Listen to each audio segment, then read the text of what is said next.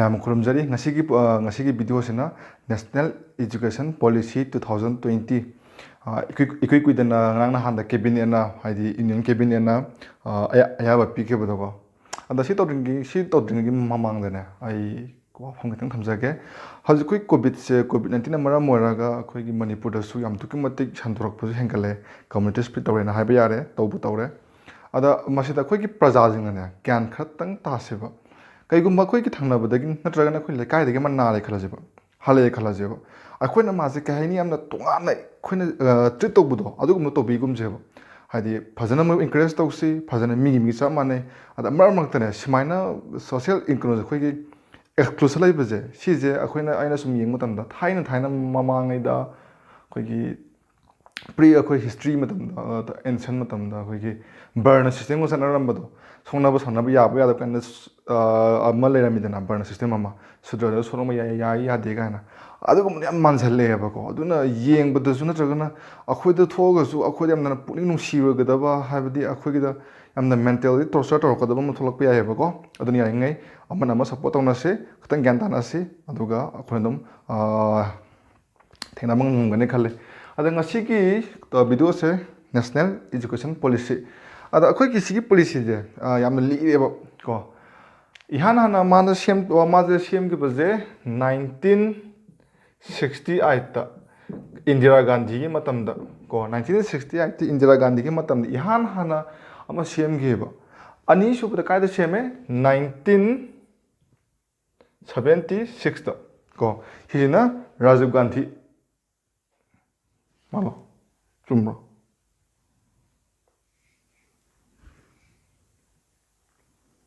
ꯆꯨꯝ 1986ꯇ ꯍꯥꯏꯕ 86ꯇ ꯑꯣꯟꯅꯔꯦ 1986ꯇ 76ꯇꯨꯗꯤ ꯀꯩꯅꯣꯒꯤ ꯑꯦꯃꯔꯖꯦꯟꯁꯤꯒ ꯂꯩꯔꯤꯀꯣ ꯁꯣꯔꯤ ꯏꯟꯗꯤꯔꯥ ꯒꯥꯟꯙꯤ ꯁꯤꯗ ꯃꯥꯏꯊꯤꯗꯣꯏꯅꯦ ꯚꯣꯠꯇꯣ ꯁꯤꯗ 1960 ꯏꯍꯥꯟ ꯍꯥꯟꯕ ꯑꯃ ꯇꯧꯈ꯭ꯔꯦꯕ ꯑꯗꯨꯒ ꯆꯍꯤ ꯀꯩꯅꯣ ꯂꯩꯔꯦ ꯆꯍꯤ 10ꯒꯤ ꯃꯇꯨꯡꯗ ꯑꯣꯏꯔꯝꯒꯅꯤꯀꯣ ꯑꯗꯨꯗꯤ 1986ꯇ ꯔꯥꯖꯤꯕ ꯒꯥꯟꯙꯤꯒꯤ ꯃꯇꯝꯗ ꯁꯦꯀꯦꯟ ꯏꯖꯨꯀꯦꯁꯟ ꯄꯣꯂꯤꯁꯤꯁꯦ ꯂꯥꯛꯑꯦꯕ ꯑꯗꯨꯒ ꯍꯟꯗꯛꯀꯤ ꯂꯥꯛꯏꯁꯤꯅ ꯑꯍꯨꯝꯁꯨꯕ ꯑꯣꯏꯗꯣꯏꯅꯦꯕꯀꯣ ꯑꯗ 1992ꯗ PV ꯅꯔꯁꯤꯝꯍ ꯔꯥꯎꯒꯤ ꯃꯇꯝꯁꯦ ꯁꯤꯗꯁꯨ ꯍꯥꯏꯐꯦꯠꯇꯪ ꯁ꯭ꯂꯥꯏꯠꯂꯤ ꯆꯦꯟꯖ ꯑꯃꯗꯤ ꯇꯧꯔꯝꯃꯦꯕꯀꯣ ꯑꯗꯨꯕꯨ ꯀꯩꯁꯨ ꯌꯥꯝꯅ ꯀꯩ ꯍꯥꯏꯅꯤ ꯌꯥꯝꯅ ꯃꯦꯖꯔ ꯆꯦꯟꯖ ꯍꯥꯏꯕꯗꯤ ꯂꯥꯛꯑꯝꯗꯦꯕ ꯉꯁꯤꯒꯤꯁꯦ ꯂꯥꯛꯇ꯭ꯔꯤꯉꯩꯒꯤ ꯃꯃꯥꯡꯁꯤꯗ ꯁꯤꯒꯤ ꯑꯍꯨꯝꯁꯦ ꯁꯤꯗ ꯍꯥꯏꯐꯦꯠꯇꯪ ꯁꯝꯂꯞ ꯑꯝꯇꯪ ꯊꯝꯃꯝꯒꯦꯕ ꯑꯗꯨꯒ ꯃꯔꯨꯑꯣꯏꯅ ꯑꯦꯛꯖꯥꯝꯒꯤ ꯄꯔꯁꯄꯦꯛꯇꯤꯞꯇꯀꯣ ꯍꯥꯏꯗꯤ ꯑꯦꯛꯖꯥꯝꯗ ꯀꯃꯥꯏꯅ ꯍꯪꯕ ꯌꯥꯒꯗꯒꯦ ꯍꯥꯏꯕꯒꯨꯝꯕ ꯑꯗꯨꯒꯤ ꯄꯔꯁꯄꯦꯛꯇꯤꯞꯇ ꯑꯣꯏꯅ ꯊꯝꯃꯛꯀꯦ ꯑꯗꯨꯗꯒꯤ ꯍꯧꯖꯤꯛ ꯐꯥꯎꯗ ꯀꯩꯅꯣꯁꯦ ꯅꯦꯁꯅꯦꯜ ꯏꯖꯨꯀꯦꯁꯟ ꯄꯣꯂꯤꯁꯤꯒꯤ ꯀꯩꯅꯣꯁꯦ ꯄꯦꯖꯁꯦ ꯑꯣꯟꯂꯤ 46 ꯄꯦꯖ ꯃꯨꯛꯇꯪ ꯑꯣꯏꯔꯝꯈꯤꯅꯤ ꯑꯁꯦꯡꯕꯒꯤꯗꯤ ꯃꯥꯁꯦ 300 ꯄꯦꯖ ꯍꯦꯜꯂꯛꯀꯗꯕꯅꯦꯕꯀꯣ ꯑꯗ ꯉꯁꯤꯒꯤ ꯊꯥ ꯑꯃꯅꯤꯁꯤꯗ ꯑꯗꯨꯝ ꯁꯣꯏꯗꯅꯃꯛꯀꯤ ꯄꯨꯂꯞ ꯗ꯭ꯔꯥꯐꯇꯣ ꯊꯥꯗꯣꯛꯈ꯭ꯔꯦ ꯍꯥꯏꯅꯁꯨ ꯈꯜꯂꯦ 1968ꯇ ꯁꯤꯒꯤ ꯗ꯭ꯔꯥꯐ ꯀꯩꯅꯣꯁꯦ ꯁꯤꯗ ꯏꯖꯨꯀꯦꯁꯟ ꯄꯣꯂꯤꯁꯤꯁꯦ ꯐꯣꯝ ꯇꯧꯗ꯭ꯔꯤꯉꯩꯒꯤ ꯃꯃꯥꯡꯗ 1966 ꯁ꯭ꯋꯥꯏꯗ ꯀꯃꯤꯇꯤ ꯑꯃ ꯐꯣꯝ ꯇꯧꯋꯦꯕ ꯍꯥꯏꯕꯗꯤ ꯂꯣ ꯈꯨꯗꯤꯡꯃꯛꯁꯦ ꯅꯠꯇ꯭ꯔꯒꯅ ꯁꯤꯗ ꯄꯥꯁ ꯇꯧꯔꯤꯕ ꯈꯨꯗꯤꯡꯃꯛꯁꯦ ꯃꯣꯏꯁꯦ ꯀꯃꯤꯇꯤ ꯑꯃꯗ ꯍꯥꯟꯅ ꯗ꯭ꯔꯥꯐ ꯇꯧꯍꯜꯂꯅꯦꯕꯀꯣ ꯑꯗꯨꯒ ꯁ꯭ꯇꯦꯛ ꯍꯣꯜꯗꯔ ꯃꯌꯥꯝꯗꯒꯤ ꯃꯣꯏꯒꯤ ꯁꯖꯦꯁꯟꯁꯦ ꯂꯧꯔꯕ ꯃꯇꯨꯡꯗ ꯒꯣꯔꯃꯦꯟꯅ ꯄꯣꯂꯤꯁꯤꯗꯤ ꯁꯦꯝꯃꯛꯇꯣꯏꯅꯦꯕ ꯑꯗꯨꯒꯤ ꯁꯦꯝ ꯄ꯭ꯔꯣꯁꯦꯁꯇꯨꯅ 1966 ꯁ꯭ꯋꯥꯏꯁꯤꯗ ꯀꯃꯤꯇꯤ ꯑꯃ ꯐꯣꯝ ꯇꯧꯋꯦꯕ ꯍꯥꯏꯔꯤꯕ ꯀꯃꯤꯇꯤꯒꯤ ꯃꯃꯤꯡ ꯀꯣꯊꯥꯔꯤ ꯀꯣꯊꯥꯔꯤ ꯀꯃꯤꯇꯤ ꯀꯧꯋꯦꯕꯀꯣ ꯍꯥꯏꯔꯤꯕ ꯀꯣꯊꯥꯔꯤ ꯀꯃꯤꯇꯤꯗꯨꯅꯅꯦ ꯃꯥꯒꯤ ꯔꯤꯀꯃꯦꯟꯗꯦꯁꯟꯁꯦ ꯂꯣꯏꯅꯃꯛꯁꯦ ꯒꯣꯔꯃꯦꯟꯅ ꯂꯣꯏ ꯏꯜꯂꯦꯕ ꯑꯦꯛꯁꯦꯞ ꯑꯃꯇꯪ ꯏꯟꯗꯦꯕ ꯀꯣ ꯑꯗꯨꯒꯤ ꯏꯟꯗꯕ ꯄꯣꯏꯟꯗꯣ ꯍꯧꯖꯤꯛ ꯏꯜꯂꯛꯏꯅꯦꯕ ꯀꯣ ꯀꯣꯊꯥꯔꯤ ꯀꯃꯤꯁꯟꯅ ꯍꯥꯏꯔꯦꯕ GDPꯒꯤ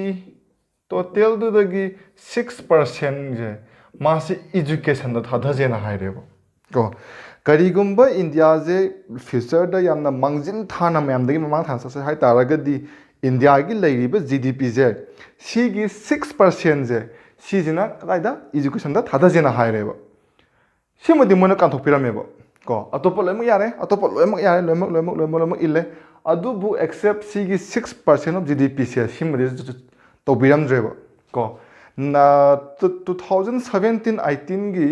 ꯕꯖꯦꯠ ꯑꯗꯨꯝ ꯐꯣꯡꯉꯦꯀꯣ ꯆꯍꯤ ꯈꯨꯗꯤꯡꯒꯤ ꯕꯖꯦꯠ ꯐꯣꯡꯉꯦ ꯕꯖꯦꯠꯀꯤ ꯃꯇꯨꯡ ꯏꯟꯅꯅꯦ ꯉꯁꯥꯏꯒꯤ ꯒꯣꯔꯃꯦꯟꯅ ꯏꯖꯨꯀꯦꯁꯟꯗ ꯊꯥꯗꯔꯤꯁꯦ GDPꯒꯤꯅꯦ 2.7 ꯅꯠꯇ꯭ꯔꯒꯅ 3 ꯐꯥꯎ ꯑꯗꯨꯝ ꯍꯥꯏ ꯌꯥꯔꯦꯀꯣ 3%ꯅꯦꯕ ꯊꯥꯗꯩꯁꯦ ꯀꯣ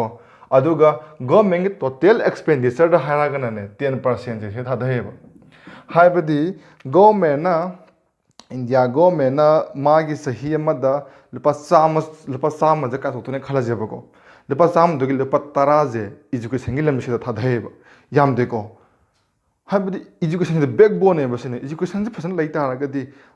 masai gi country da link de ne ba sum kanda film ama 3 idiots to adu da gi fresh masam tang puthorake ba kano na american habdo well trained habamga well education habamga habdo habdi ma class professor class to lak pa dida adu maina hojik lairiba education gi system je sidu well trained gita ta weba habdi master loiraba mi mana natragana graduation loiraba mi mana monda laigada preconcept knowledge singdo laite ba haidare habdi id college sambal loire kadoduna khang ta laiba kongayam neba hojik akoi gi smaya ta laiba je atopa country japan gumba china gumba hai ta ga di masa gi entrepreneur natragana business ama hangaga magi haijaba to pai gi chala mane ba ko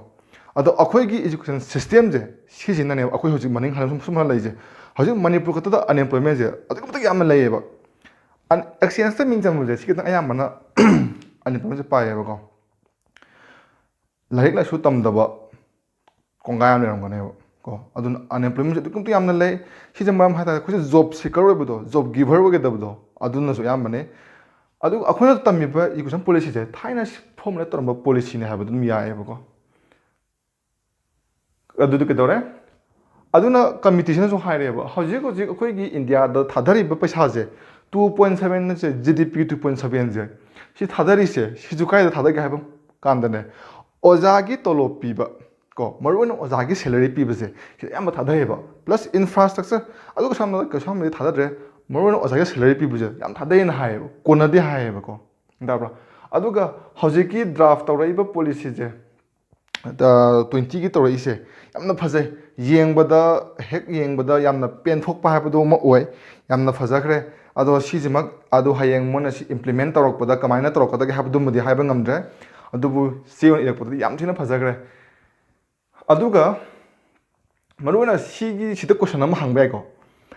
34 yearsꯀꯤ ꯃꯇꯨꯡꯗ 1986ꯀꯤ ꯃꯇꯨꯡꯗꯒꯤ ꯀꯩꯝꯇ ꯂꯥꯛꯇꯕꯅꯦꯕ 1986ꯇ ꯇꯧꯔꯝꯕ ꯄꯣꯂꯤꯁꯤꯗꯣ ꯍꯧꯖꯤꯛ ꯁꯨꯝ ꯏꯜꯂ ꯂꯥꯛꯏꯅꯦꯕ ꯀꯣ ꯑꯗꯨ ꯇꯥꯔꯒꯗꯤ ꯑꯩꯈꯣꯏꯅ ꯍꯪꯕ ꯌꯥꯏꯀꯣ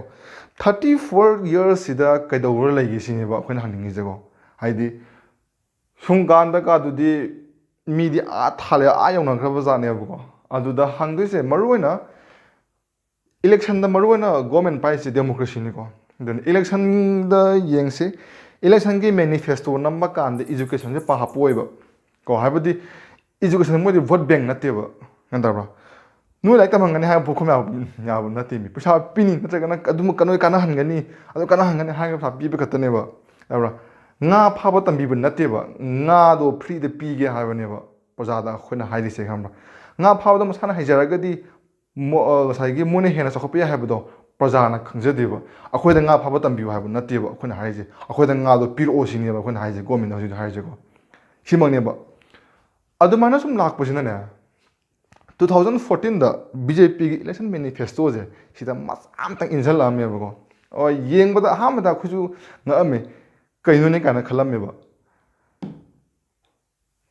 अनौब एजुकेशन पॉलिसी पुथोरकनी 2014 की मोई इलेक्शन मैनिफेस्टो फोंग लेरमेब अदुगी मतुंग इना स्मृति ईरानी अलियाबाद की नतेको स्मृति ईरानी हाइसा डी मिनिस्ट्री पाइरिंगेदा माना कमिटी में सेमायबा हाइबा कमिटी दुगी ममिंग जे committee for evolution of the new education policy ना लेट श्री TSR सुब्रमण्यम को माजे इमिनियन प्रोफेसर ने मागना माई कमिटी सेमेबको क्या अदगी सेकेंड कमिटी अनी सुना अमु सेमेब 2016 सेमक्पनेको सिना 17 सेमेब committee for draft national education policy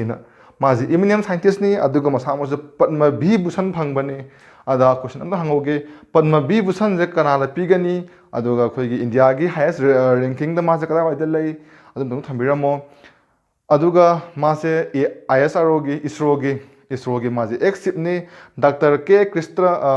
कस्तूरिंगम HYBE नुपासे मागी कमिटी मको म कमिटी अनी से सिगी रिकमेंडेशन दो अदुनेबा national education policy 2020 लाइजे 시기 커미티 아니지기 리커멘데이션도 아두나 라한번에요.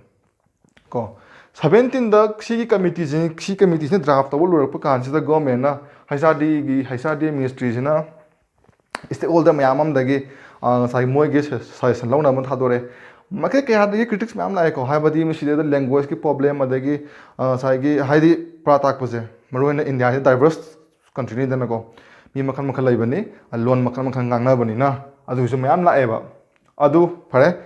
lore hajik akhona kai khale hojik national education policy kamana laino habje khange mangona kari yagu jamu khanga je mangona yamna aing saibdo yamna kanaba ko akhona yamna pamjaba matam kuin dagi ngaijarakpa posai myam yawe ado hayeng si oigado habdu hayeng mon implement torok paduna dum khangani yengaje yana akhona sanari ba system je 10+2 ne sida sanarambane ko yana ko akhona sanaramise ada anamo policy matungina kai lani ha matamda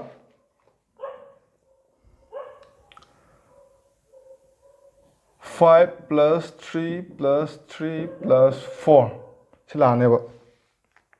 ko aduga sida hairi se 5 se sida yauri se class 1 to class 2 phone ne ba maningda nursery gumba pinase kg myam na mani ko adi sida mu yauri jina 3 4 5 sijina mu 6 7 8 sidagina 9 to 12 sem la ne ba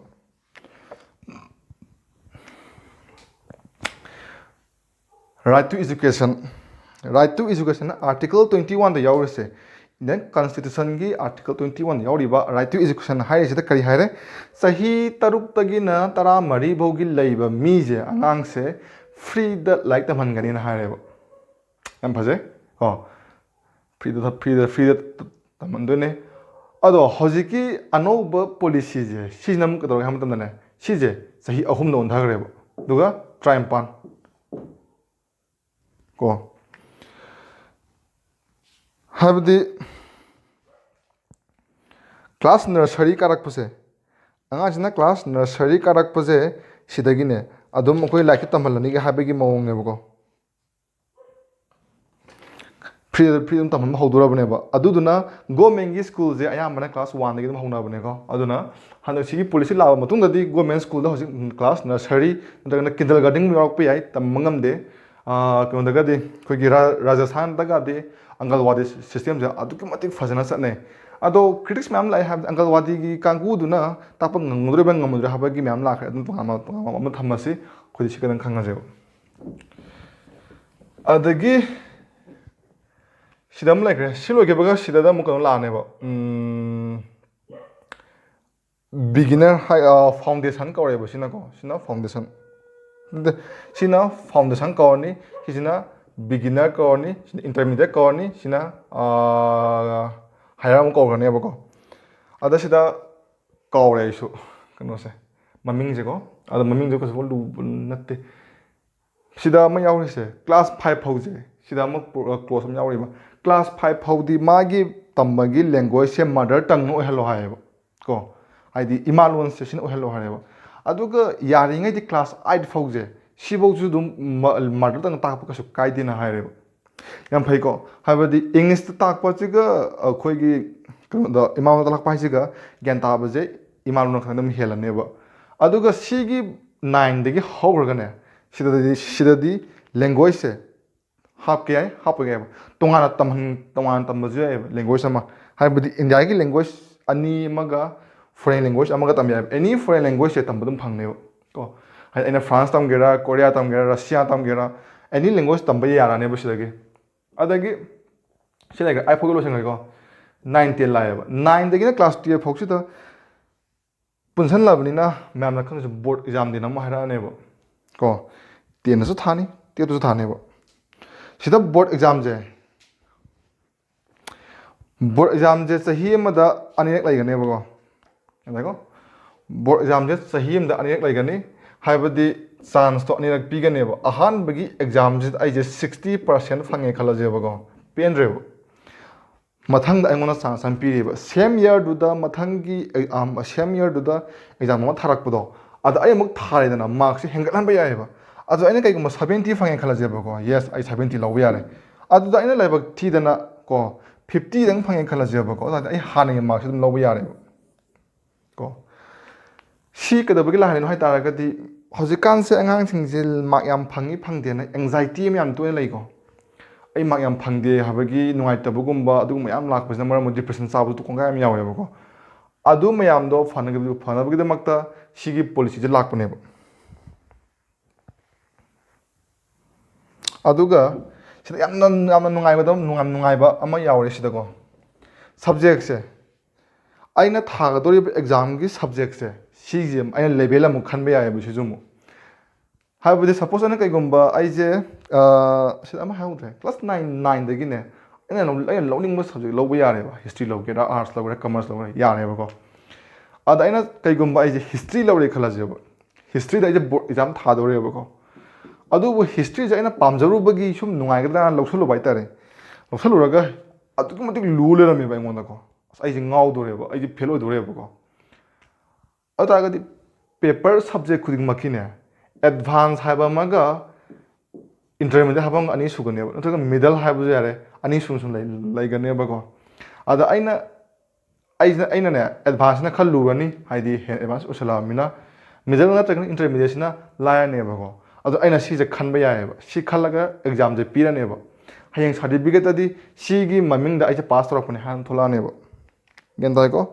ꯍꯥꯏꯕꯗꯤ ꯆꯍꯤ ꯑꯃꯗ ꯕꯣꯔꯗ ꯑꯦꯛꯖꯥꯝꯁꯦ ꯑꯅꯤꯔꯛ ꯊꯥꯕ ꯌꯥꯒꯅꯤ ꯑꯩꯒꯤ ꯃꯥꯔꯛꯁꯦ ꯍꯦꯟꯒꯠꯍꯟꯕ ꯌꯥꯅꯤ ꯁꯦꯀꯦꯟꯗ ꯁꯕꯖꯦꯛꯀꯤ ꯂꯦꯚꯦꯜꯁꯤꯁꯨ ꯑꯩꯈꯣꯏꯅ ꯈꯟꯕꯁꯦ ꯌꯥꯒꯅꯦꯕ ꯑꯗꯨꯒ ꯁ꯭ꯀꯨꯜꯒꯤ ꯀꯔꯤꯀꯨꯂꯔ ꯀꯣ ꯀꯔꯤꯀꯨꯂꯔ ꯑꯗꯒꯤ ꯀꯩꯅꯣꯁꯦ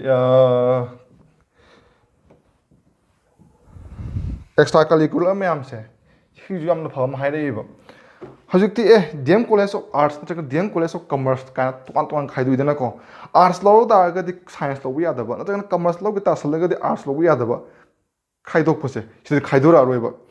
ꯀꯩꯒꯨꯝꯕ ꯑꯩꯁꯦ ꯁꯥꯏꯟꯁ ꯂꯧꯔꯦꯈꯜꯂꯁꯦꯕꯀꯣ ꯑꯩ ꯑꯗꯨꯝ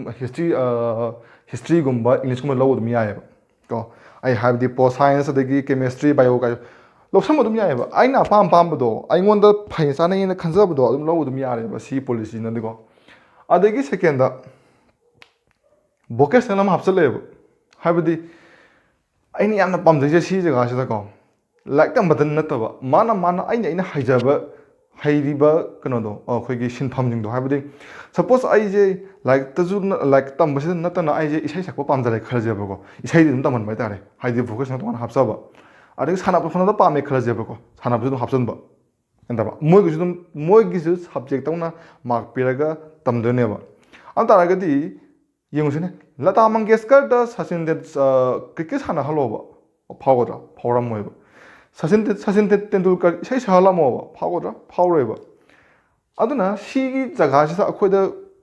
ꯉꯁꯥꯏꯒꯤ ꯁꯥꯇ꯭ꯔꯁꯦ ꯃꯥꯒꯤ ꯂꯦꯚꯦꯜ ꯑꯃ ꯈꯪꯕ ꯊꯣꯛꯇ꯭ꯔꯥ ꯍꯥꯏꯕꯗꯤ ꯃꯥꯗꯤ ꯁꯤꯒꯤ ꯖꯒꯥꯁꯤꯗ ꯐꯤꯜꯁꯤꯗꯤ ꯀꯥꯞꯄꯅꯤ ꯁꯥꯟꯅ ꯈꯣꯠꯅꯕꯗ ꯅꯩꯕꯅꯤ ꯑꯗꯒꯤ ꯅꯠꯇ꯭ꯔꯒꯅ ꯃꯥꯗꯤ ꯁꯤꯒꯤ ꯆꯥꯛ ꯊꯣꯡꯕꯗꯕꯨ ꯍꯩꯕꯅꯤ ꯈꯜꯂꯣ ꯑꯐꯥꯎꯕ ꯔꯦꯁꯇꯨꯔꯥꯟ ꯑꯃ ꯍꯥꯡꯉ ꯂꯩꯕꯁꯨ ꯌꯥꯏꯗꯅꯀꯣ ꯌꯥꯝ ꯐꯖꯕ ꯍꯥꯏꯔꯒꯗꯤ ꯑꯗꯨꯅꯦ ꯑꯗꯨꯗꯨꯒ ꯁꯦꯝ ꯂꯦꯚꯦꯜꯗ ꯂꯩꯒꯅꯦꯕ ꯃꯣꯏꯁꯦ ꯍꯥꯏꯕꯗꯤ ꯑꯩꯁꯦ ꯁ꯭ꯄꯣꯔꯠꯁꯇ ꯇꯧꯔꯦ ꯈꯜꯂꯁꯦꯕꯀꯣ ꯑꯩꯁꯦ ꯁ꯭ꯄꯣꯔꯠꯁꯇ ꯇꯧꯕ ꯃꯤꯁꯤꯒ ꯑꯗꯒꯤ ꯁꯤꯅ ꯁ꯭ꯄꯣꯔꯠꯁ ꯀꯣ ꯁꯥꯏꯟꯁꯇ ꯇꯧꯕ ꯃꯤꯁꯤꯒ ꯀꯃꯔꯁꯀꯤ ꯃꯤꯁꯤꯒ ꯑꯥꯔꯠꯁꯀꯤ ꯃꯤꯁꯤꯒ ꯁꯕꯖꯦꯛ ꯂꯦꯚꯦꯜꯁꯦ ꯆꯞ ꯃꯥꯟꯅꯒꯅꯦꯕ ꯅꯪꯗꯤ ꯁ꯭ꯄꯣꯔꯠꯁ ꯂꯧꯕꯅꯤ ꯅꯉꯣꯟꯗ ꯑꯩꯅ ꯍꯦꯜꯂꯦ ꯍꯥꯏꯕ ꯂꯩꯇꯦꯕ ꯁꯤꯗꯀꯣ ꯂꯦꯚꯦꯜꯁꯦ ꯆꯞ ꯃꯥꯟꯅꯕ ꯍꯥꯏꯇꯥꯔꯦ ꯑꯗꯨꯅ ꯁꯤꯅ ꯌꯥꯝ ꯐꯖꯕ ꯈꯣꯡꯊꯥꯡ ꯑꯃꯁꯨ ꯑꯣꯏꯔꯦ ꯑꯗꯨꯒ ꯑꯗꯨ ꯌꯥꯝ ꯐꯖꯕ ꯑꯃꯁꯨ ꯍꯥꯞꯄꯤꯑꯕ ꯉꯁꯥꯏꯒꯤ ꯑꯦꯁꯦꯁꯃꯦꯟ ꯑꯩꯒꯤ ꯃꯥꯔꯛꯁꯦ ꯑꯩꯈꯣꯏꯒꯤ ꯑꯩꯒꯤ ꯀꯂꯤꯛꯁꯤꯡꯁꯦ ꯑꯩꯒꯤ ꯐ꯭ꯔꯦꯟ ꯅꯠꯇ꯭ꯔꯒꯅ ꯑꯩꯒꯤ ꯑꯣꯖꯥꯁꯤꯡꯁꯦ ꯁꯤꯅꯁꯨ ꯑꯩꯒꯤ ꯃꯥꯔꯛꯁꯦ ꯄꯤꯔꯛꯀꯅꯦꯕ ꯍꯥꯏꯗꯤ ꯁ꯭ꯀꯨꯜꯁꯤꯗ ꯑꯩꯒꯤ ꯃꯥꯔꯛꯁꯦ ꯇꯣꯉꯥꯟꯕꯗꯨꯒꯤ ꯃꯥꯔꯛ ꯑꯃ ꯄꯤꯔꯛꯀꯅꯦꯕ ꯍꯥꯏꯗꯤ ꯑꯩꯁꯦ ꯑꯣꯖꯥꯁꯤꯡꯅ ꯑꯩꯁꯦ ꯐꯩ ꯈꯪꯗꯦ ꯐꯠꯇꯦ ꯈꯪꯗꯦ ꯃꯥꯅ ꯄꯤꯅꯤꯡꯕ ꯃꯥꯔꯛꯇꯣ ꯄꯤꯔꯛꯑꯅꯤ ꯄ꯭ꯂꯁ ꯑꯩꯒꯤ ꯐ꯭ꯔꯦꯟꯅꯁꯨ ꯄꯤꯔꯛꯀꯅꯦꯕꯀꯣ ꯑꯗꯒꯤ ꯑꯃꯨꯛ ꯃꯔꯨꯑꯣꯏꯅ ꯁ꯭ꯀꯨꯜꯁꯤꯗꯅꯦꯀꯣ ꯑꯩꯈꯣꯏꯒꯤ ꯁ꯭ꯀꯤꯜꯒꯨꯝꯕ ꯑꯗꯒꯤ ꯑꯦꯅꯥꯂꯥꯏꯇꯤꯀꯦꯜ ꯁ꯭ꯀꯤꯜ ꯑꯗꯒꯤ ꯀ꯭ꯔꯤꯇꯤꯀꯦꯜ ꯊꯤꯡꯀꯤꯡ ꯑꯗꯒꯤ ꯂꯣꯖꯤꯀꯦꯜ ꯔꯤꯖꯅꯤꯡ ꯃꯌꯥꯝꯁꯦ ꯇꯥꯛꯄ ꯍꯧꯔꯛꯑꯅꯦꯕ ꯍꯥꯏꯕꯗꯤ ꯃꯤꯒꯤ ꯋꯥꯈꯜ ꯀꯟꯁꯦꯞꯁꯦ ꯄꯤꯛꯏꯉꯩꯗꯒꯤꯅꯦ ꯍꯥꯏꯗꯤ ꯄꯤꯛꯁꯜꯂꯤꯉꯩꯁꯤꯗꯒꯤꯅꯦ ꯌꯦꯡꯉꯨꯁꯦ ꯆꯩꯅꯥꯗꯗꯤ ꯀ꯭ꯂꯥꯁ 6ꯇꯒꯤꯅꯦ ꯃꯣꯏꯗꯤ ꯑꯩꯈꯣꯏꯒꯤ ꯀꯣꯗꯤꯡꯒ ꯇꯧꯕꯗꯣ ꯑꯩꯈꯣꯏꯒꯤ ꯀꯝꯄ꯭ꯌꯨꯇꯔꯒꯤ ꯍꯥꯏꯇꯥꯔꯦꯀꯣ ꯑꯗꯨ ꯇꯝꯕ ꯍꯧꯔꯦ ꯑꯩꯈꯣꯏ ꯁꯤꯗꯤ ꯀ꯭ꯂꯥꯁ 6 ꯀꯥꯕ ꯑꯉꯥꯡ ꯑꯝꯗ ꯃꯦꯠꯁꯦ ꯄ꯭ꯂꯁ ꯃꯥꯏꯅꯁ ꯇꯥꯛꯄꯒꯤ ꯐꯨꯕꯗꯨꯗ ꯑꯉꯥꯡ ꯁ꯭ꯀꯨꯜ ꯆꯠꯇꯉꯩ ꯂꯩꯅꯅꯕ ꯌꯥꯎꯔꯤꯅꯦꯕꯀꯣ ꯑꯗꯨꯅ ꯍꯧꯖꯤꯛ ꯑꯩꯈꯣꯏꯗꯁꯨ ꯀꯩꯇꯝꯃꯅꯤ ꯂꯣꯖꯤꯀꯦꯜ ꯔꯤꯖꯅꯤꯡ ꯑꯦꯅꯥꯂꯥꯏꯇꯤꯀꯦꯜ ꯑꯦꯕꯤꯂꯤꯇꯤ ꯑꯗꯩ ꯀ꯭ꯔꯤꯇꯤꯀꯦꯜ ꯊꯤꯡꯀꯤꯡ ꯑꯁꯦ ꯁꯤꯁꯨ ꯑꯩꯈꯣꯏꯒꯤ ꯁ꯭ꯀꯨꯜꯗ ꯑꯗꯨꯝ ꯌꯥꯎꯁꯟꯕ ꯍꯧꯔꯛꯑꯅꯦꯕ ꯌꯥꯝ ꯐꯩꯀꯣ ꯁꯦ ꯍꯥꯏꯕ ꯇꯥꯔꯒꯗꯤ ꯁꯤꯗ ꯍꯩꯔꯛ ꯇꯥꯔꯒꯗꯤ ꯍꯌꯦꯡ ꯑꯩꯈꯣꯏꯅ ꯑꯦꯛꯖꯥꯝ ꯊꯥꯕ ꯀꯥꯟꯗꯁꯨ ꯕꯦꯁꯤꯛꯇꯣ ꯌꯥꯎꯔ ꯂꯥꯛꯑꯕꯅꯤꯅ ꯍꯌꯦꯡ ꯑꯦꯛꯖꯥꯝ ꯊꯥꯔꯛꯄꯗꯁꯨ ꯑꯩꯈꯣꯏ ꯌꯥꯝ ꯂꯥꯏꯕ ꯑꯣꯏꯔꯗꯕꯅꯦꯕ ꯁꯤ ꯑꯗꯨꯝ ꯑꯗꯨꯒ ꯍꯥꯏꯔꯤꯕ ꯁꯤꯒꯤ ꯀꯩꯅꯣꯁꯦ ꯄꯣꯂꯤꯁꯤꯁꯦ ꯌꯥꯝ ꯊꯨꯅ ꯂꯥꯛꯀꯅꯤ ꯍꯥꯏꯕꯒꯤꯗꯤ ꯑꯁꯥ ꯇꯧꯗꯦꯀꯣ ꯍꯥꯏꯕꯗꯤ ꯑꯦꯛꯁꯄꯦꯛ ꯇꯧꯗꯦ ꯃꯔꯝꯗꯤ ꯍꯥꯟꯅ ꯂꯩꯖꯔꯝꯕ ꯁꯤꯁꯇꯦꯝ ꯑꯃꯗ ꯗꯛ ꯑꯃ ꯆꯦꯟꯖ ꯇꯧꯍꯜꯂꯛꯄ ꯍꯥꯏꯕꯁꯤ ꯃꯇꯝ ꯆꯪꯒꯅꯦꯕ ꯍꯥꯏꯗꯤ ꯉꯁꯤ ꯍꯌꯦꯡꯁꯤꯗ ꯌꯥꯒꯗꯕ ꯄꯣꯠꯁꯛ ꯅꯠꯇꯦꯕꯀꯣ ꯑꯗꯨꯅ ꯁꯨꯝ ꯑꯦꯁꯇꯤꯃꯦꯠ ꯍꯧꯕ ꯃꯇꯝꯗ 2022-23ꯁꯦ ꯌꯥꯝꯕꯗꯀꯣ ꯁꯤꯒꯤ ꯖꯒꯥꯁꯤ ꯁꯣꯏꯗꯅꯃꯛꯀꯤ ꯂꯥꯛꯀꯅꯤ ꯍꯥꯏꯅ ꯈꯜꯂꯦ ꯁꯤꯒꯤ ꯃꯇꯝꯁꯤꯗꯒꯤꯗꯤ ꯄꯣꯂꯤꯁꯤꯗ ꯄꯨꯂꯞ ꯆꯦꯟꯖ ꯇꯧꯈ꯭ꯔꯅꯦꯕꯀꯣ ꯑꯗꯨꯅ ꯍꯧꯖꯤꯛ ꯑꯩꯈꯣꯏꯅ ꯀ꯭ꯂꯥꯁ 11-12 ꯇꯝꯃꯤꯕ ꯏꯆꯤꯜ ꯏꯅꯥꯎꯁꯤꯡꯅ ꯀꯩꯁꯨꯝꯇ ꯃꯊꯥ ꯁꯥꯕꯤꯔꯨꯒꯅꯨ ꯃꯇꯝꯁꯦ ꯋꯥꯠꯂꯤ ꯑꯗꯨꯒ ꯌꯥꯝꯅꯁꯨ ꯅꯨꯡꯉꯥꯏꯕ ꯍꯥꯏꯔꯒꯅꯦ ꯉꯁꯥꯏꯒꯤ ꯀꯩꯅꯣꯁꯦ ꯇꯨꯌꯦꯜꯞꯁꯦ ꯂꯣꯏꯔꯦꯗꯅ ꯑꯗꯨꯒ ꯒ꯭ꯔꯦꯖꯨꯑꯦꯁꯟ ꯇꯧꯕꯒꯤꯁꯦ ꯁꯤꯗꯁꯨ ꯌꯥꯝꯅ ꯐꯖꯕ ꯑꯃꯁꯨ ꯄꯤꯌꯦꯕ ꯃꯣꯏꯅꯀꯣ ꯑꯟꯗꯔ ꯒ꯭ꯔꯦꯖꯨꯋꯦꯠ ꯀꯣꯔꯁꯁꯦ ꯃꯣꯏꯅ ꯆꯍꯤ 4 ꯄꯤꯌꯦꯕ ꯀꯣ ꯑꯟꯗꯔ ꯒ꯭ꯔꯦꯖꯨꯋꯦꯠ ꯀꯣꯔꯁꯁꯦ ꯃꯣꯏꯅ ꯆꯍꯤ 4 ꯄꯤꯌꯦꯕ ꯍꯥꯏꯕꯗꯤ ꯑꯩꯈꯣꯏꯅ ꯍꯧꯖꯤꯛ ꯑꯩꯈꯣꯏꯅ ꯒ꯭ꯔꯦꯖꯨꯑꯦꯁꯟ ꯇꯧꯔꯤꯁꯦ ꯁꯤꯁꯦ ꯁꯨꯃꯥꯏꯅ ꯄꯤꯔꯦꯕ ꯐꯥꯔꯁ ꯏꯌꯔ ꯁꯦꯀꯦꯟ ꯏꯌꯔ ꯊꯥꯔꯠ ꯏꯌꯔ ꯐꯣꯔꯠ ꯏꯌꯔ ꯁꯤꯗ ꯌꯥꯝ ꯅꯨꯡꯉꯥꯏꯕ ꯍꯥꯏꯔꯒꯅꯅꯦ ꯑꯩꯈꯣꯏꯅ ꯂꯥꯏꯔꯤꯛꯁꯦ ꯇꯝꯃꯦꯗꯅꯀꯣ ꯍꯧꯖꯤꯛ ꯑꯩꯈꯣꯏꯅ ꯒ꯭ꯔꯦꯖꯨꯑꯦꯁꯟ ꯇꯧꯕ ꯀꯥꯟꯗ ꯐꯥꯔꯁ ꯏꯌꯔ ꯇꯝꯃꯝꯃꯒ ꯊꯥꯔꯠ ꯁꯦꯝ ꯅꯠꯇ꯭ꯔꯒ ꯊꯥꯔꯠ ꯏꯌꯔꯐꯥꯎ ꯇꯝꯗ꯭ꯔꯒꯗꯤ ꯑꯩꯈꯣꯏ ꯁꯥꯔꯇꯤꯐꯤꯀꯦꯠ ꯐꯪꯗꯦꯀꯣ ꯆꯠꯅꯕ ꯌꯥꯗꯦꯀꯣ ꯑꯗ ꯍꯥꯏꯗꯤ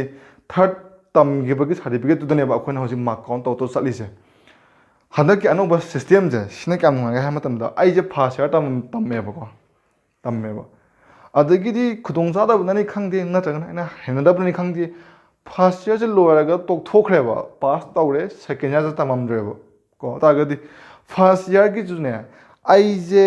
ꯒ꯭ꯔꯦꯖꯨꯑꯦꯁꯟ ꯇꯝꯃꯝꯃꯦ ꯆꯍꯤ ꯑꯃ ꯇꯝꯃꯝꯃꯦ ꯐꯥꯔꯁ ꯏꯌꯔ ꯐꯥꯎꯒꯤ ꯁꯥꯔꯇꯤꯐꯤꯀꯦꯠ पाइनेब ꯑꯩꯁꯦ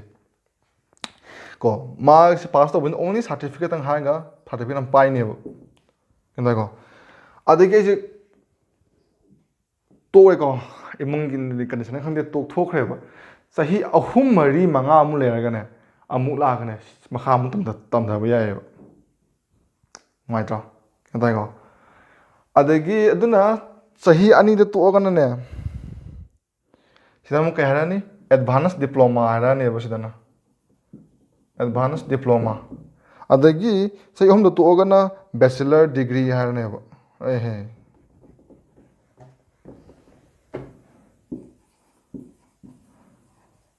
ꯕꯦꯆꯤꯂꯔ ꯗꯤꯒ꯭ꯔꯤ ꯑꯗꯣ ꯁꯤꯗꯅ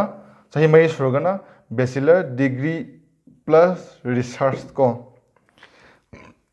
ꯆꯍꯤ 3ꯗ ꯇꯣꯛꯄ ꯌꯥꯔꯦ 2ꯗ ꯇꯣꯛꯄ ꯌꯥꯏ 1ꯗ ꯇꯣꯛꯄ ꯌꯥꯏ 4 ꯇꯣꯛꯄ ꯌꯥꯏ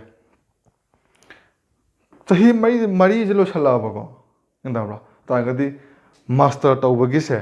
ꯆꯍꯤ ꯑꯃꯇꯪꯗ ꯇꯧꯔꯅꯦꯕ ꯑꯗꯨꯒ ꯃꯥꯁꯇꯔ ꯂꯣꯏꯔꯒ ꯍꯧꯖꯤꯛ PhD ꯇꯧꯔꯤꯉꯩꯗ MPhil ꯑꯅ ꯑꯃ ꯇꯧꯔꯤꯁꯦ MPhilꯁꯦ ꯑꯃꯨꯛ ꯂꯧꯊꯣꯛꯈ꯭ꯔꯦ ꯄꯨꯔꯥ ꯀꯣ ꯑꯗꯨ ꯁꯤꯗ ꯑꯃꯨꯛ ꯂꯥꯛꯑꯁꯤꯅꯦ ꯁꯤ ꯒ꯭ꯌꯥꯟ ꯇꯥꯕ꯭ꯔꯥ ꯇꯥꯏꯀꯣ ꯍꯥꯏꯕꯗꯤ ꯑꯩꯅ ꯒ꯭ꯔꯦꯖꯨꯑꯦꯁꯟ ꯇꯧꯕꯁꯦ ꯆꯍꯤ ꯑꯃꯇꯪ ꯇꯧꯒꯦ ꯌꯥꯔꯦ 2 tꯧꯕ ꯌꯥꯔꯦ 3 tꯧꯕ ꯌꯥꯔꯦ 4 tꯧꯕ ꯌꯥꯔꯦ ꯍꯥꯏꯕꯅꯦꯕ ꯑꯩ ꯑꯄꯥꯝꯕꯅꯦꯕ ꯁꯤꯗꯤ ꯀꯣ ꯑꯗꯨꯒ ꯑꯩꯁꯦ ꯁꯤꯗ ꯆꯍꯤ 2 ꯇꯝꯕ ꯇꯣꯛꯊꯣꯛꯈ꯭ꯔꯦꯕ ꯆꯍꯤ 10 ꯂꯩꯔꯒꯅ 20 ꯂꯩꯔꯒꯅꯀꯣ ꯑꯃꯨꯛ ꯂꯥꯛꯑꯒꯅꯦ ꯁꯤꯗꯒꯤ ꯑꯃꯨꯛ ꯍꯧꯖꯤꯟꯕ ꯌꯥꯏꯑꯕ ꯑꯃꯨꯛ ꯑꯩꯈꯣꯏꯒꯤ ꯇꯦꯔꯦ ꯅꯥꯝꯗꯒ ꯁꯔꯨꯛ ꯈꯥꯟ ꯅꯠꯇꯦ ꯃꯦꯍꯨꯅꯥꯗ ꯁꯔꯨꯛ ꯈꯥꯟꯅ ꯂꯥꯛꯑ ꯑꯃꯨꯛ ꯇꯧꯕꯗꯣ ꯑꯗꯨꯃꯥꯏꯅ ꯁꯦꯝ ꯄ꯭ꯔꯣꯁꯦꯁꯇꯣ ꯁꯤꯗꯁꯨ ꯑꯗꯨꯝ ꯌꯥꯗꯦ ꯁꯤꯗꯁꯨ ꯑꯃꯨꯛ ꯌꯥꯗꯣꯔꯕꯅꯦꯕ ꯑꯗꯨꯗꯤ ꯌꯥꯝ ꯐꯔꯦꯀꯣ ꯑꯗꯨꯒ ꯉꯁꯥꯏꯒꯤ ꯑꯩꯅ ꯍꯧꯖꯤꯛ ꯍꯥꯏꯕꯗꯣ ꯀꯩ ꯍꯥꯏꯕ MPhil ꯌꯥꯎꯔꯦ ꯍꯥꯏꯕ ꯍꯧꯖꯤꯛ ꯑꯩꯈꯣꯏꯅ ꯆꯠꯅꯔꯤꯕ ꯄ꯭ꯔꯣꯁꯦꯁꯁꯦ ꯁꯤꯗ ꯀꯩ ꯆꯠꯅꯒꯦ ꯍꯥꯏꯕ ꯀꯥꯟꯗ BA ꯂꯥꯛꯑꯅꯤ BA ꯂꯣꯏꯕꯒ MA ꯇꯝꯃꯅꯤ MA ꯂꯣꯏꯔꯒ PhD ꯇꯧꯕꯁꯦ PhDꯒꯤ ꯃꯔꯛꯁꯤꯗ MPhil ꯑꯅ ꯑꯃ ꯂꯩꯒꯅꯦꯕ ꯀꯣ MPhilꯁꯤꯅ ꯁꯤꯒꯤ ꯑꯅꯤꯁꯤꯒꯤ ꯃꯔꯛꯇ ꯁꯤꯁꯤꯅ ꯖꯣꯏꯅꯤꯡ ꯑꯣꯏꯕ ꯆꯞ ꯃꯥꯟꯅꯩꯑꯕꯀꯣ ꯍꯧꯖꯤꯛꯇꯤ MPhilꯁꯦ ꯂꯧꯊꯣꯛꯈ꯭ꯔꯦꯕ ꯁꯤ ꯇꯧꯍꯜꯂꯔꯣꯏꯕ ꯀꯣ ꯑꯇꯥꯔꯒꯗꯤ ꯁꯤ ꯂꯣꯏꯕꯒ ꯁꯤ ꯂꯣꯏꯁꯤꯜꯂꯅꯤ ꯆꯍꯤ ꯑꯃꯗ ꯂꯣꯏꯁꯤꯜꯂꯅꯤ ꯀꯣ ꯀꯔꯤꯒꯨꯝꯕ ꯃꯤꯁꯦ ꯁꯤꯒꯤ MA ꯇꯧꯕꯁꯦ ꯊꯥꯔꯠ ꯏꯌꯥꯔꯗꯒꯤ ꯊꯥꯔꯠ ꯏꯌꯥꯔ ꯂꯣꯏꯔ ꯃꯇꯨꯡꯗ MA ꯇꯧꯕ ꯌꯥꯏꯑꯕꯀꯣ ꯇꯥꯕ꯭ꯔꯥ ꯊꯥꯔꯠ ꯏꯌꯔ ꯂꯣꯏꯔꯒ MA ꯇꯧ ꯇꯥꯔꯒꯗꯤ ꯃꯥꯁꯦ ꯁꯤꯗ ꯆꯍꯤ 2 ꯇꯧꯒꯅꯦꯕ ꯐꯣꯔꯠ ꯏꯌꯔ ꯂꯣꯏꯔꯒ ꯇꯧꯔꯒꯗꯤ ꯁꯤꯗ ꯆꯍꯤ 1 ꯇꯧꯒꯅꯦꯕ ꯑꯗꯨꯒ ꯁꯤ ꯑꯗꯨꯝ ꯆꯣꯡꯈ꯭ꯔꯅꯦꯕ ꯀꯦꯟꯇꯥꯏꯀꯣ ꯑꯗꯨꯒ ꯁꯤꯗ ꯑꯩꯈꯣꯏꯅ ꯈꯪꯒꯗꯕ ꯑꯃꯁꯨ ꯂꯩꯔꯤ ꯚꯤꯗꯤꯑꯣꯁꯦ ꯈꯔꯗꯤ ꯁꯥꯡꯒꯅꯤ ꯑꯗꯨꯕꯨ ꯌꯥꯝ ꯁꯝꯖꯜꯂꯕꯅꯤ ꯀꯩꯅꯣꯁꯦ ꯌꯨꯅꯤꯚꯔꯁꯤꯇꯤ ꯇꯝꯕꯒꯤꯅꯦ ꯑꯩꯈꯣꯏꯒꯤ ꯌꯨꯅꯤꯚꯔꯁꯤꯇꯤ ꯍꯥꯏꯗꯤ ꯒ꯭ꯔꯦꯖꯨꯑꯦꯁꯟ ꯂꯣꯏꯔꯒ ꯌꯨꯅꯤꯚꯔꯁꯤꯇꯤꯗ ꯇꯝꯕꯒꯤ ꯑꯦꯛꯖꯥꯝꯁꯦ ꯑꯣꯜ ꯏꯟꯗꯤꯌꯥꯒꯤ ꯑꯣꯏꯅꯅꯦ ꯀꯃꯟ ꯑꯦꯟꯇ꯭ꯔꯥꯟꯁ ꯇꯦꯁ ꯑꯃꯇꯪ ꯄꯥꯡꯊꯣꯛꯀꯅꯦꯕ ꯀꯣ ꯍꯥꯏꯕꯗꯤ ꯍꯧꯖꯤꯛ ꯇꯣꯉꯥꯟ ꯇꯣꯉꯥꯟꯕ ꯌꯨꯅꯤꯚꯔꯁꯤꯇꯤꯅ DUꯒꯤꯕꯨ ꯍꯥꯏꯔꯣ JNUꯒꯤꯕꯨ ꯍꯥꯏꯔോ ꯑꯗꯒꯤ ꯅꯤꯍꯨꯕꯨ ꯍꯥꯏꯔꯣ ꯃꯅꯤꯄꯨꯔ ꯌꯨꯅꯤꯚꯔꯁꯤꯇꯤꯒꯤꯕꯨ ꯍꯥꯏꯔꯣ ꯇꯣꯉꯥꯟ ꯇꯣꯉꯥꯟ ꯂꯧꯋꯤꯗꯅꯀꯣ ꯁꯤ ꯂꯧꯍꯜꯂꯔꯣꯏꯕ ꯑꯝꯇ ꯀꯣ ꯍꯥꯏꯕꯗꯤ ꯑꯃꯨꯛꯇ ꯄꯨꯂꯞ ꯑꯣꯏꯅ ꯑꯦꯛꯖꯥꯝꯗꯣ ꯂꯧꯔꯒ ꯃꯥꯒꯤ ꯌꯨꯅꯤꯚꯔꯁꯤꯇꯤꯗꯨꯗ ꯐꯪꯕ ꯃꯥꯔꯛꯁꯤꯡꯗꯣ ꯑꯗꯨ ꯂꯣꯏꯅꯃꯛ ꯌꯦꯟꯊꯣꯛꯑꯅꯦꯕ ꯀꯣ ꯀꯃꯟ ꯑꯦꯟꯇ꯭ꯔꯥꯟꯁ ꯑꯦꯛꯖꯥꯝ ꯑꯅ ꯑꯃ ꯄꯥꯡꯊꯣꯔꯛꯑꯅꯤ ꯁꯤ ꯀꯅꯥꯅ ꯂꯧꯒꯅꯤ ꯅꯦꯁꯅꯦꯜ ꯇꯦꯁꯇꯤꯡ ꯑꯦꯖꯦꯟꯁꯤ ꯃꯥꯅ ꯀꯟꯗꯛ ꯇꯧꯒꯅꯦꯕ ꯀꯣ ꯅꯦꯁꯅꯦꯜ ꯇꯦꯁꯇꯤꯡ ꯑꯦꯖꯦꯟꯁꯤꯁꯤꯅ ꯍꯥꯏꯔꯤꯕ ꯑꯦꯛꯖꯥꯝꯁꯦ ꯂꯧꯒꯅꯦꯕ ꯀꯃꯟ ꯑꯦꯟꯇ꯭ꯔꯥꯟꯁ ꯑꯦꯛꯖꯥꯝꯁꯦ ꯍꯥꯏꯁꯦꯀꯣ ꯁꯤꯗꯒꯤ ꯈꯪꯒꯠꯂꯛꯄ ꯀꯥꯟꯗꯅꯦꯕ ꯑꯩꯈꯣꯏꯅ ꯌꯨꯅꯤꯚꯔꯁꯤꯇꯤꯗ ꯃꯣꯏ ꯇꯝꯕ ꯊꯥꯗꯣꯏꯁꯦ ꯑꯗ ꯁꯤꯗ ꯑꯩꯈꯣꯏ ꯍꯧꯖꯤꯛ ꯃꯌꯥꯝꯅ ꯌꯥꯝꯅ ꯀ꯭ꯔꯤꯇꯤꯛꯁ ꯃꯌꯥꯝ ꯇꯧꯅꯔꯤꯕ JNU ꯍꯥꯏꯔꯣꯅꯦ ꯑꯗꯒꯤ JNUꯗ ꯍꯥꯏꯔꯣꯅꯦ JNU ꯇꯝꯕ ꯀꯥꯟꯗ ꯑꯩꯈꯣꯏꯒꯤ ꯁꯤꯒꯤ ꯃꯌꯥꯝꯗ ꯆꯠꯅꯔꯛꯀꯗ꯭ꯔꯥ ꯅꯠꯇ꯭ꯔꯒꯅ ꯄ꯭ꯔꯥꯏꯚꯦꯠ ꯀꯣꯂꯦꯖ ꯃꯌꯥꯝ ꯆꯠꯅꯔꯛꯀꯗ꯭ꯔꯥ ꯍꯥꯏꯕꯗꯣ ꯑꯗꯨꯒꯤ ꯃꯌꯥꯝ ꯀ꯭ꯔꯤꯇꯤꯛꯁ ꯃꯌꯥꯝ ꯑꯃ ꯇꯧꯔꯤ ꯑꯗꯣ ꯂꯣꯡ ꯔꯟꯗ ꯌꯦꯡ ꯇꯥꯔꯤ ꯑꯗꯣ ꯌꯥꯝꯅꯗꯤ ꯐꯩ ꯑꯃꯗ ꯑꯃꯨꯛ ꯐꯠꯇꯦ ꯑꯗꯨꯒ ꯀꯩꯅꯣꯁꯦ UGC ꯇꯥꯔꯝꯕꯅꯤ ꯌꯨꯅꯤꯚꯔꯁꯤꯇꯤ ꯒ꯭ꯔꯥꯟ ꯀꯃꯤꯁꯟ UGC ꯍꯥꯏꯕꯁꯦ ꯃꯥꯅ ꯍꯥꯌꯔ ꯏꯖꯨꯀꯦꯁꯟꯒꯤ ꯃꯌꯥꯝꯁꯦ ꯃꯥꯅ ꯂꯣꯏ ꯂꯦꯞꯄꯛꯏꯅꯦꯕ ꯀꯣ ꯑꯗꯣ ꯍꯧꯖꯤꯛꯇꯤ ꯃꯥꯁꯦ ꯑꯇꯣꯞꯄ ꯃꯥꯁꯦ ꯂꯩꯔꯔꯣꯏ ꯀꯃꯥꯏꯅ ꯑꯣꯟꯈ꯭ꯔꯅꯤ ꯃꯥꯁꯦ ꯃꯃꯤꯡ ꯑꯃ ꯑꯣꯟꯈ꯭ꯔꯅꯦꯕ ꯃꯥꯁꯦ ꯍꯥꯌꯔ ꯏꯖꯨꯀꯦꯁꯟ ꯀꯃꯤꯁꯟ ꯑꯣꯐ ꯏꯟꯗꯤꯌꯥꯅ ꯀꯣ ꯌꯨꯅꯤꯚꯔꯁꯤꯇꯤ ꯒ꯭ꯔꯥꯟ ꯀꯃꯤꯁꯟꯁꯦ ꯂꯩꯔꯔꯣꯏ ꯑꯁꯤꯃꯨꯠꯇ ꯍꯥꯌꯔ ꯏꯖꯨꯀꯦꯁꯟ ꯀꯃꯤꯁꯟ ꯑꯣꯐ ꯏꯟꯗꯤꯌꯥꯅ ꯑꯣꯟꯈ꯭ꯔꯅꯦꯕ ꯁꯤꯗꯀꯣ ꯑꯗꯨꯒ ꯁꯤꯗ ꯑꯃꯁꯨ ꯑꯃꯨꯛ ꯂꯩꯔꯤ ꯍꯧꯖꯤꯛ ꯑꯩꯈꯣꯏꯅ ꯏꯖꯨꯀꯦꯁꯟ ꯏꯁꯇꯦꯠꯀꯤꯗꯕꯨꯗꯤ ꯏꯖꯨꯀꯦꯁꯟ ꯃꯤꯅꯤꯁꯇꯔꯅ ꯍꯥꯏꯀꯣ ꯍꯥꯏꯗꯤ ꯑꯩꯈꯣꯏ ꯍꯧꯖꯤꯛꯀꯤ ꯑꯣꯅꯔꯦꯕꯜ ꯔꯥꯙꯦꯁ꯭ꯌꯥꯝꯅ ꯑꯣꯏꯕꯤꯔꯤꯗꯅ ꯁꯨꯃꯥꯏꯅ ꯁꯤꯁꯦ ꯌꯨꯅꯤꯌꯟꯗꯗꯤ ꯃꯣꯏꯁꯦ HRDA ꯃꯤꯅꯤꯁꯇ꯭ꯔꯤ ꯍꯥꯏꯌꯦꯕ ꯍ꯭ꯌꯨꯃꯦꯟ ꯔꯤꯁꯣꯔꯁ ꯗꯦꯕꯂꯞꯃꯦꯟ ꯃꯤꯅꯤꯁꯇ꯭ꯔꯤꯅ ꯍꯥꯏꯌꯦꯕ ꯀꯣ ꯍꯧꯖꯤꯛꯇꯤ ꯁꯤ ꯍꯥꯏꯔꯣꯏꯕ ꯍꯧꯖꯤꯛꯇꯤ ꯀꯩ ꯍꯥꯏꯔꯅꯤ ꯏꯖꯨꯀꯦꯁꯟ ꯃꯤꯅꯤꯁꯇꯔ ꯍꯥꯏꯔꯅꯦꯕ ꯀꯣ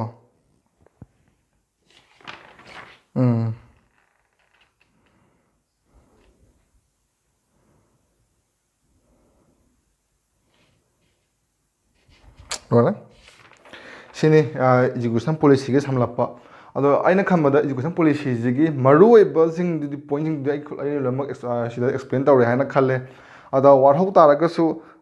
ꯃꯤꯈꯩꯁꯨ ꯑꯩ ꯄꯥꯔꯁꯣꯅꯦꯜ ꯃꯦꯜꯗ ꯑꯗꯨꯝ ꯊꯥꯔꯛꯄ ꯌꯥꯎꯋꯤ ꯄꯥꯔꯁꯣꯅꯦꯜ ꯀꯟꯇꯦꯛ ꯇꯧꯔꯛꯄꯁꯨ ꯑꯗꯨꯝ ꯌꯥꯎꯋꯦ ꯑꯗꯨꯝ ꯀꯃꯦꯟꯇ ꯑꯗꯨꯝ ꯊꯝꯕꯤꯔꯛꯑꯣ ꯑꯗꯨꯒ ꯑꯩ ꯑꯗꯨꯝ ꯃꯊꯪ ꯑꯗꯨꯝ ꯂꯦꯁꯟ ꯑꯗꯨꯝ ꯁꯦꯝꯖꯔꯛꯀꯦ ꯑꯗꯨꯒ ꯃꯊꯪꯗꯤ ꯍꯧꯖꯤꯛ ꯌꯥꯝꯅ ꯀꯟꯇ꯭ꯔꯣꯚꯔꯁꯤꯁꯨ ꯑꯣꯏꯅꯕ ꯃꯌꯥꯝꯅꯁꯨ ꯈꯪꯉꯒꯁꯨ ꯌꯥꯝꯅ ꯃꯅꯨꯡ ꯍꯟꯖꯤꯟꯗꯕ ꯍꯥꯏꯇꯥꯔꯦ ꯍꯟꯗꯛꯀꯤ ꯑꯥꯔꯇꯤꯀꯜ 66A ꯂꯧꯊꯣꯛꯈꯤꯕꯗꯣ ꯑꯗꯨꯒꯤ ꯃꯇꯥꯡꯗ ꯃꯤꯁꯤꯡꯁꯦ ꯀꯟꯐ꯭ꯌꯨꯖꯟ ꯌꯥꯝ ꯂꯩꯔꯤꯑꯕꯀꯣ ꯑꯗꯣ ꯑꯗꯨꯒꯤꯅ ꯂꯦꯁꯟꯗꯨꯅ ꯃꯊꯪꯗ ꯂꯥꯛꯀꯦ ꯑꯗꯣ ꯉꯁꯤꯒꯤꯁꯦ ꯐꯤꯗꯕꯦꯛ ꯑꯝꯇꯪ ꯄꯤꯕꯤꯔꯛꯑꯣ ꯒ꯭ꯌꯥꯟ ꯇꯥꯗꯕ ꯌꯥꯎꯔꯒꯁꯨ ꯑꯗꯨꯝ ꯍꯥꯏꯕꯤꯔꯛꯑꯣ ꯀꯃꯦꯟ ꯑꯗꯨꯝ ꯊꯝꯕꯤꯔꯛꯑꯣ ꯑꯩ ꯃꯊꯪꯒꯤ ꯂꯦꯁꯟꯗ ꯑꯗꯨꯝ ꯒ꯭ꯌꯥꯟ ꯇꯥꯅꯕ ꯑꯗꯨꯝ ꯍꯥꯏꯖꯔꯛꯀꯦ ꯊꯦꯡꯛ ꯌꯨ